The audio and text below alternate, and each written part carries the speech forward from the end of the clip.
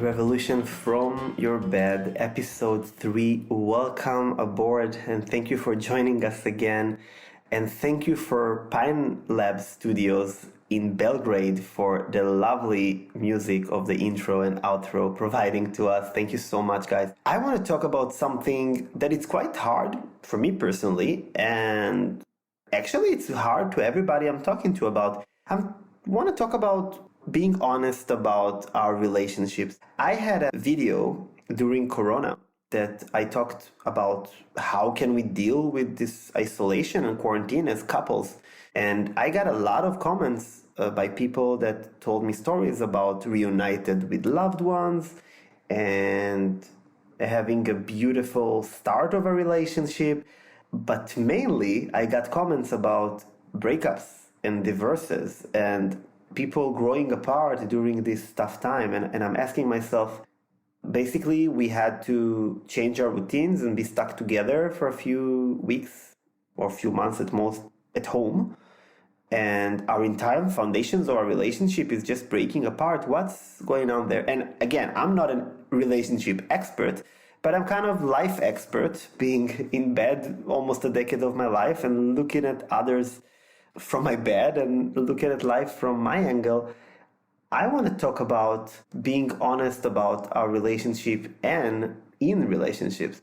And I'm going to talk about a lot in this podcast. I'm going to talk a lot about communications and miscommunications. And it's not a secret that I'm fighting hard against or to fix healthcare systems, because I believe that miscommunication between doctors and patients is one of the worst situations happening in healthcare right now that leads to malpractice and medical errors and even loss of life, loss of a year of work and depression and suicide among patients. And I'm doing a lot of work with doctors and medical students and nurses and patients and CEOs of companies or teams in companies. But every time I make some sort of a workshop or a public speaking event, somebody come to me and tell me, I know I'm not sick and I feel bad talking about it, but my major problem is miscommunicating actually with my spouse or girlfriend or boyfriend or partner. And I wanted to discuss with you guys today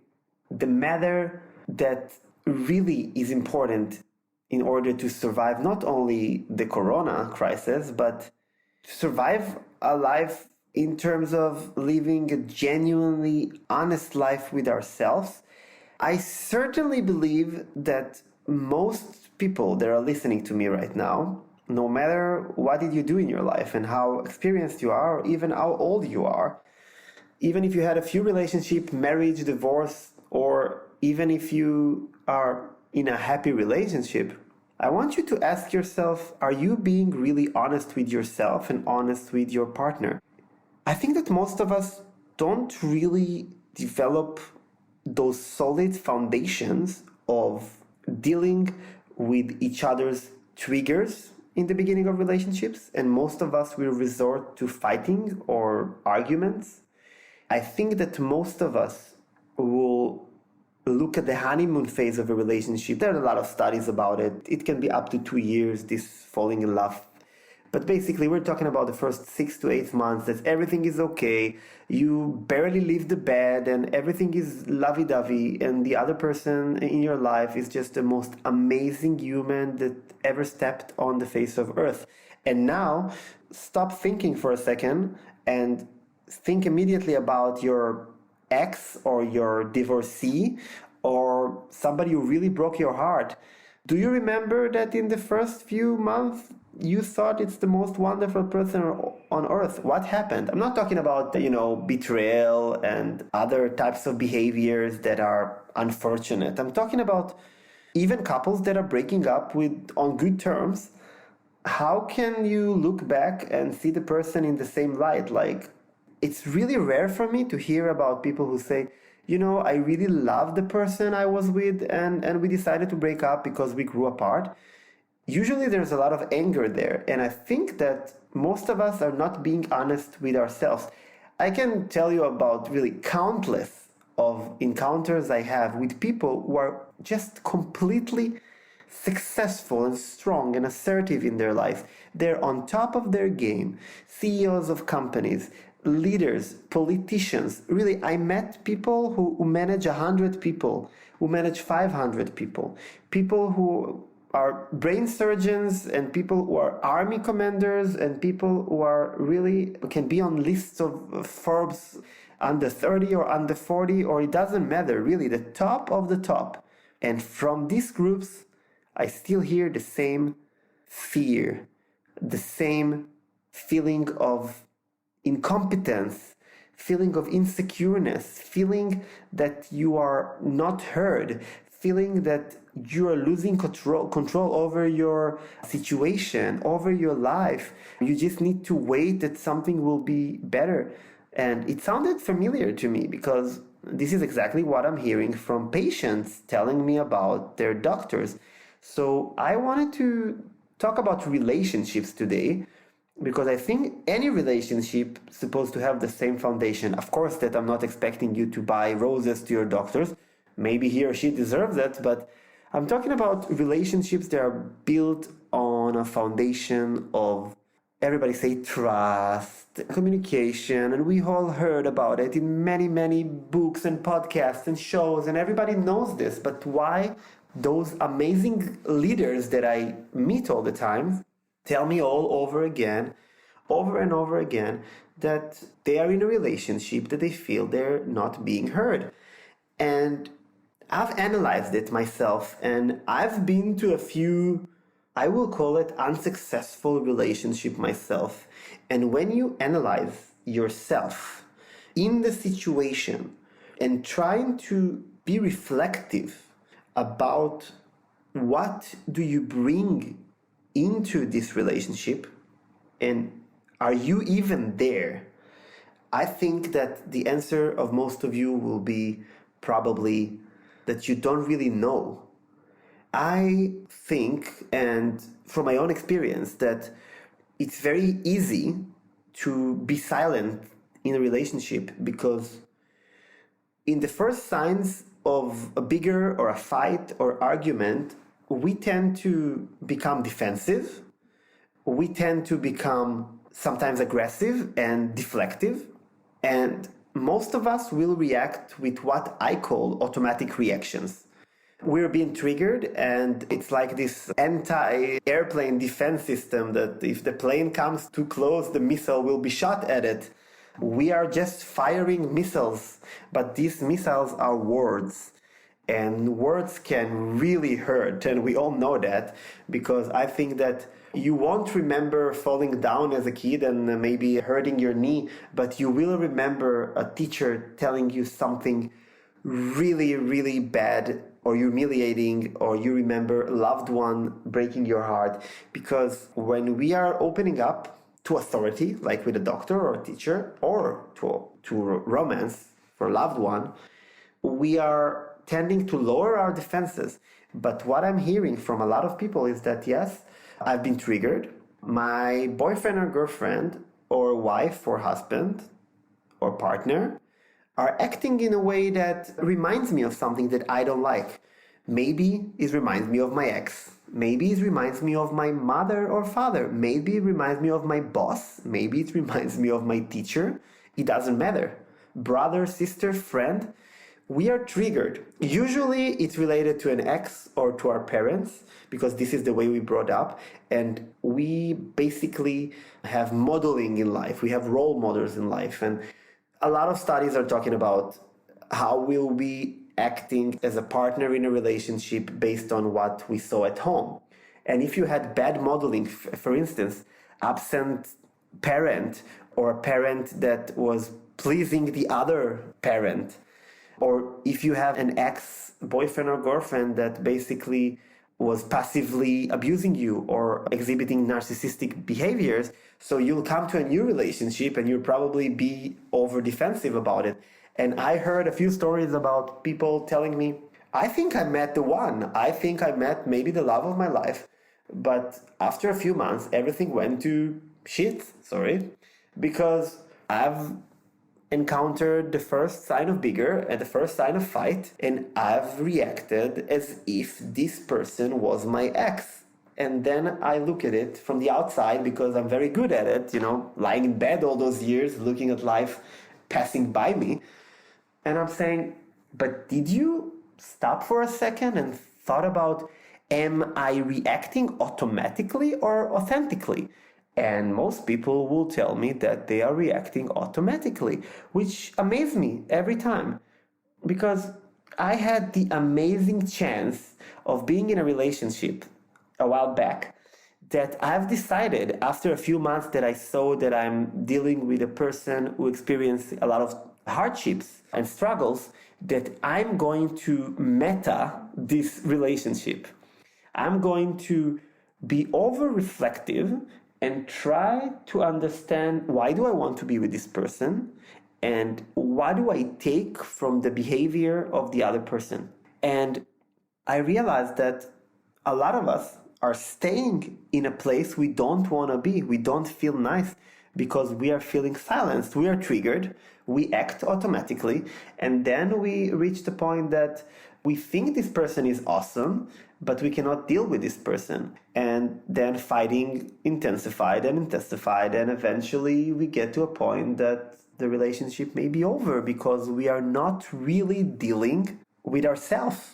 Again, with ourselves, not with the other person. The other person is not responsible for your reaction. He may or she may try to provoke you into those reactions, but you are responsible to take a breath and think, am I answering my dad right now, my mom, my ex, or am I answering a person I love dearly? Am I actually communicating with it? Am I actually building this relationship on foundations of love and trust? You know what I'm doing in situations like this? I'm actually stopping for a second, closing my eyes and thinking, what did I lose in my life? What do other people have? What do I have in life? And how amazing and lucky am I to be in a situation like this, that I can actually be in a relationship and think, okay, I can be triggered, I'm a human being, but am I going to react in the same intensity? Am I going to react out of an automatic response? That, by the way, every couple therapist will tell you, it's a dead end. Once you start this back and forth of, I told you, you told me, but you do this, but you leave your socks on the floor, it's never going to be over. And if you're lucky enough or unlucky enough to be with a person who is a bit overhurt, then cheap shots begin. And one of the parties is really offended and then storms out of the room. And then we have this cycle. And it's funny because a lot of people ask me, tell me, you never fight with your partner? And I'm like, that's a good question. And I say, no, we actually take a breath. We talk about it. We reflect what we're feeling. Yeah, I know it sounds like utopia, but that's true. We reflect what we're feeling at the moment. What do we bring with us? Am I angry right now because I'm stressed and I have to run for work, or I have an important thing in a few hours? Somebody annoyed me? Am I bringing something that is not connected or not related to our sacred conversation right now in? Am I answering authentically or automatically? It's super important. And then you can sit and talk about it. Sometimes people need time. They need to cool it off a few minutes, sometimes a few hours. But I really think that we are not trained to argue at all. Maybe in some places around the world, especially in the States, you are trained in school, if you're in the right club or so, to debate. But in a relationship, we're not supposed to win over a debate. We're supposed to have an adult conversation. And many people tell me when I'm giving my talks that they feel that the other side is not understanding them. And I'm drawing again the same parallel lines between patients, doctors, and lovers, because I think that we end up with the same feeling of helplessness. You feel unheard.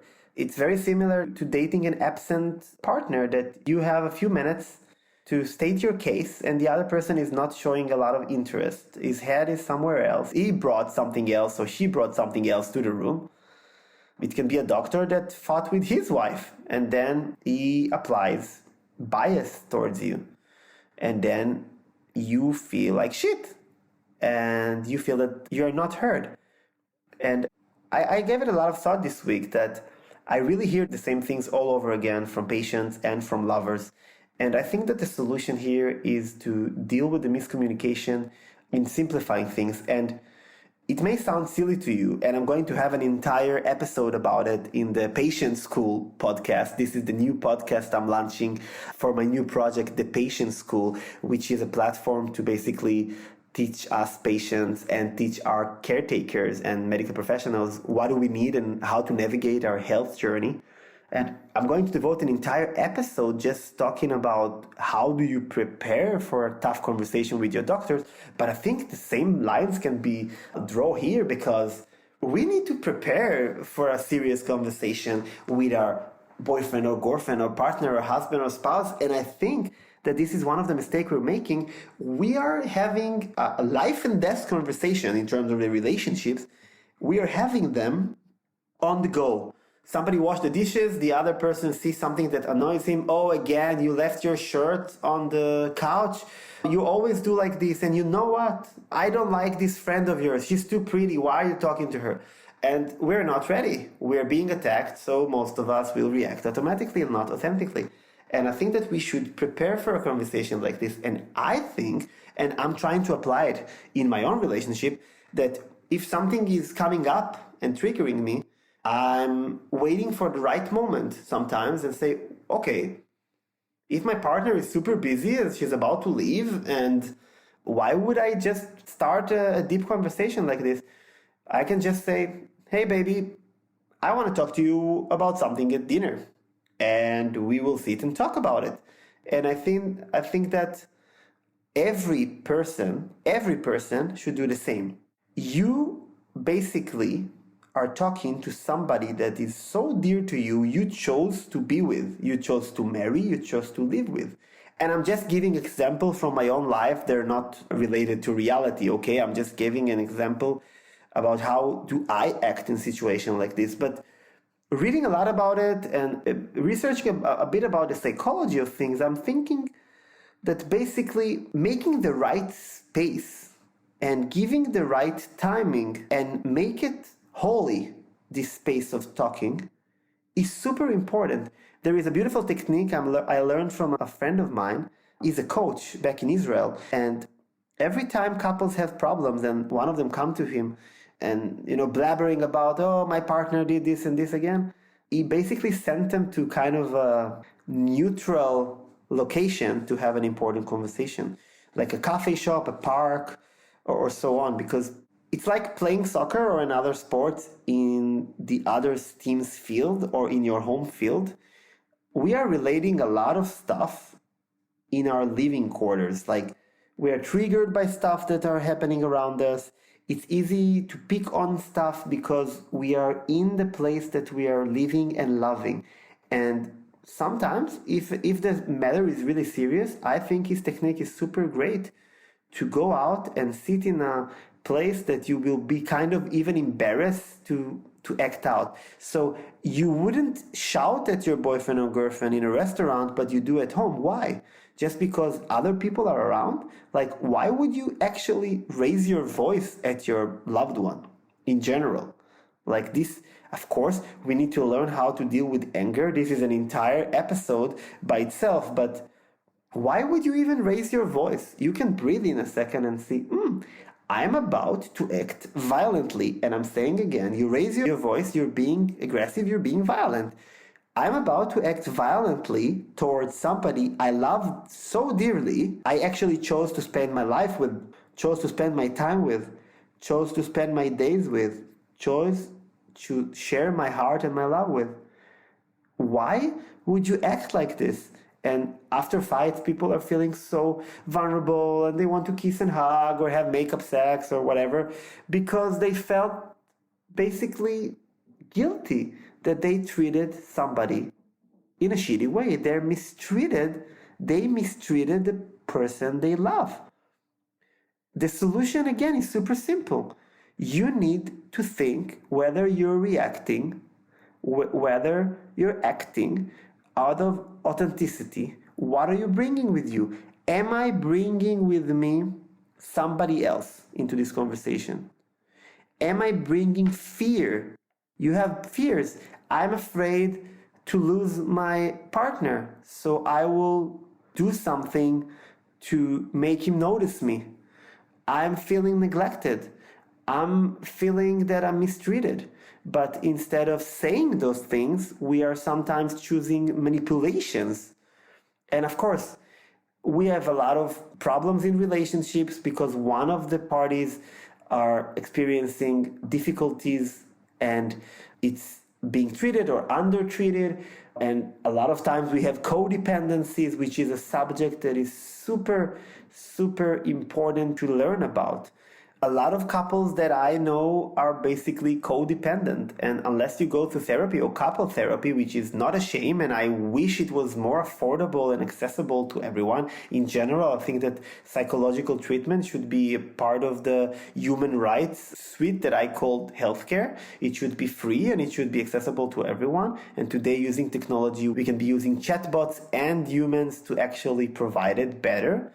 But I think that couples should resort into learning. There is a beautiful YouTube channel called The School of Life, and the amazing team there and the professor who leads them create these beautiful animation videos about subjects. A lot of them are about relationships, and they basically talk about things that will help you realize, am I actually attacking my spouse when I'm fighting with him, or my father, my mother, my ex, my teacher, my boss, or somebody else? Am I repressing fears or traumas from the past? I'm not a psychologist, but I think that if you are repeatedly experiencing fights like this, bickering like this, you should ask yourself, are you bringing yourself into it? Are you really going to attack violently? Because raising your voice and fighting with using manipulation, for me, in my book, it's violence. Are you going to keep on doing this? Or are you going to devote your time and precious memories that you share with this loved one in building better communication? For me, I'm always looking at this the same way. When you're single and you're sitting with your friend in a bar and you're crying to them, oh, I don't want to be single anymore, I want to meet somebody. And you're so blissed when you meet this beautiful person. But then when fighting starts, you forget all about it. How happy does this person make you feel? How amazing is this time that you share with the person? What is doing for you? What is making you, he or she making you feel? And for me, I'm always looking at it from this guy who spent a decade in bed, and I think that my method can help you too.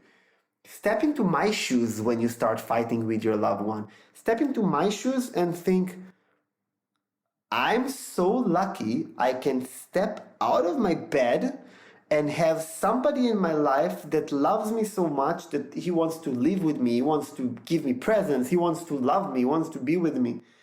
Think about the unfortunate. Think about what can you lose. You don't need to wait until you lose your love or be sick or feel like shit again because you hurt somebody you love.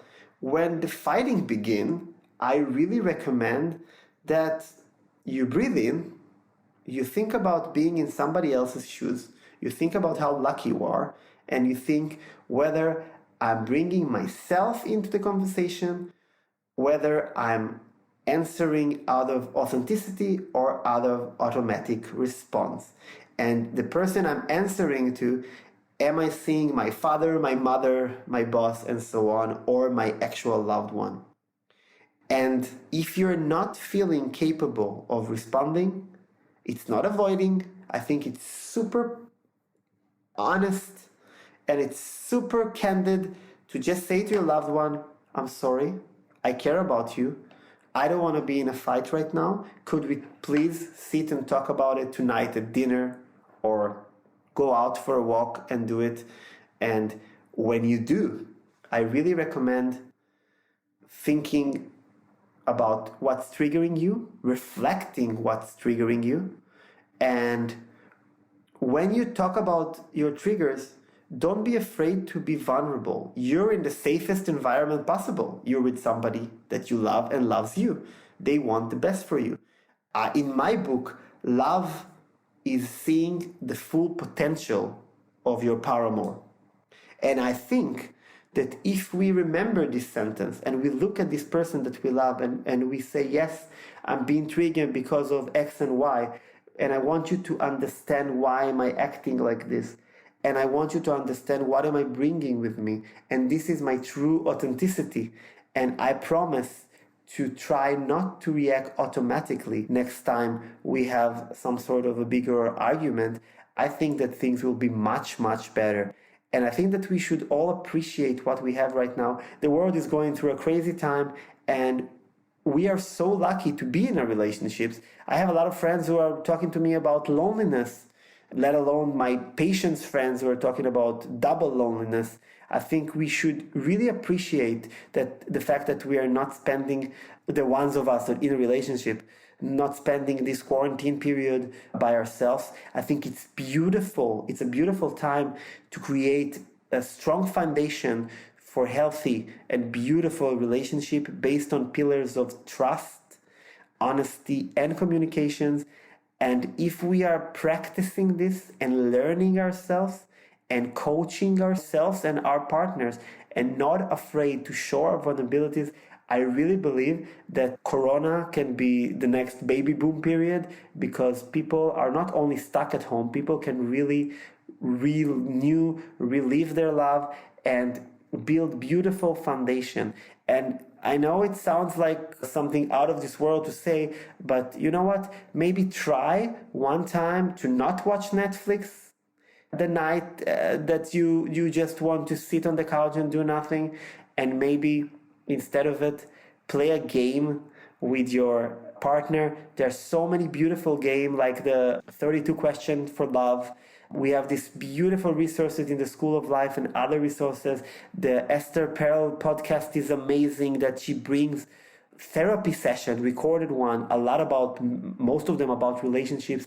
I can recommend a lot more, and I can link it in my website. There are so many beautiful activities that you can do as a couple to strengthen your relationship and basically train like you train for a marathon. You need to train towards a fight, not to wait that it will burst one day and everything will explode. Use this Corona to build something, not to ruin something. And I wish you from the bottom of my heart that you'll be honest enough with yourself that the next time you have any bigger or argument, you love yourself enough and your partner enough to stop the fight, engage with yourself and ask, am I blaming myself here? Am I bringing myself here? Am I being my true self? Or am I acting out of an automatic reaction? I lost so much in my life that for me, fighting with somebody I love sounds silly. I'm not talking about idyllic life. Of course, couples have arguments, but I just know that if you look at life like I do, that I lost so much that I'm not going to waste 1 second of my life fighting and arguing in an unnecessary fight. And I'm not going to spend my time being in a place that is not good for me, because I want to empower myself and I want to empower you guys. So I really recommend you to start digging in before you answer automatically. And I would love to hear your comments. You can email me, engage me in social media. And I wish you great love and happy couplehood. See you next time.